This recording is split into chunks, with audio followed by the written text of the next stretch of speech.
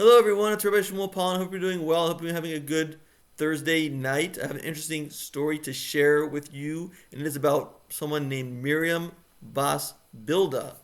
Miriam Bas Bilda did not just go off the path of Judaism. She actually married out, and not only married out, she married one of the enemies of the Jewish people, a very well-known general of the Greek army. And when the temple was being destroyed, she took off her shoe and smacked it several times against the holy altar and said, "Wolf, wolf." She called it a wolf because the sacrifice, the altar devours many sheep.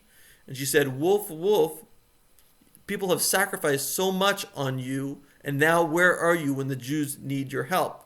And my Rebbe, the Lubavitcher Rebbe, was talking about this story and saying how touching it was that she was expressing her grief about the loss of the temple, and she was pleading to God to bring help and stop the destruction from happening. At which point, one of his students said, "How could you defend this evil prostitute? She married out, she married one of the enemies of the Jewish people, and she's smacking her shoe against the holy altar. How can you say good things about her?"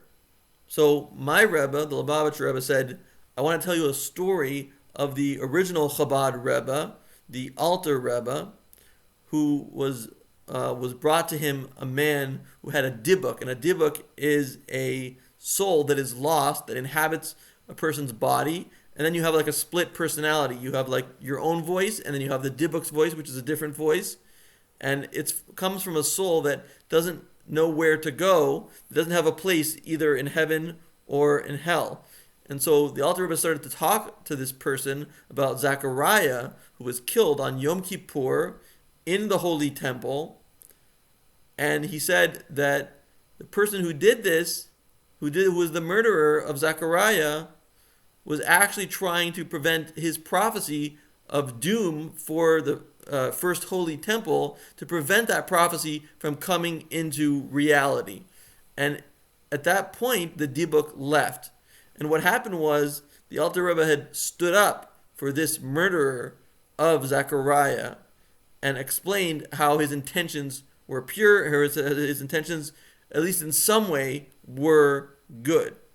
And that is how he got the dibuk to leave.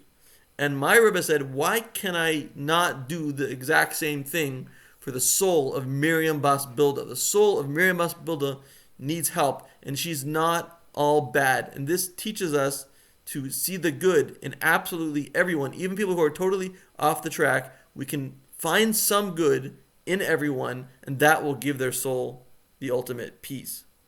God bless.